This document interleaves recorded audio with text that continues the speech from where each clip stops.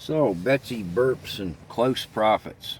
Hello from Southern Ontario, December 30th. I was just watching a clip of Brian Lilly from the Toronto Sun talking to someone, I don't know. I was eating my lunch and I was just so aggravated by it all. But I think the fellow Lilly was talking to is from Agri-Foods, Agriculture Canada, whatever. They're talking about Bovaer,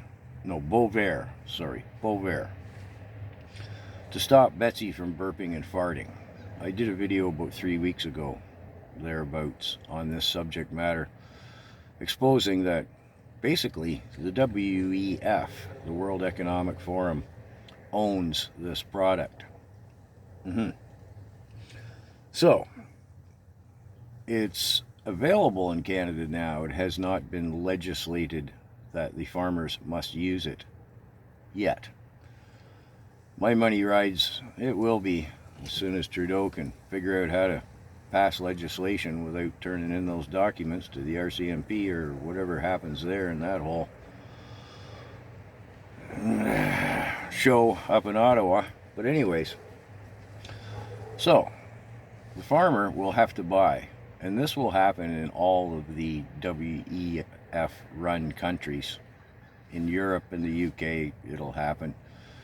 The European Union Commission being headed by the WEF and, well, the UK government at the moment, and etc., etc. And it will happen here in Canada because, of course, we're WEF run as well. So the farmer will have to pay for this product, and it will get passed on to the consumer.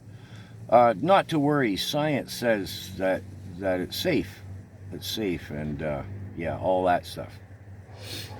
So you and I, the consumer, will end up paying out of our pocket the increased beef and milk prices because the cows have to use this product.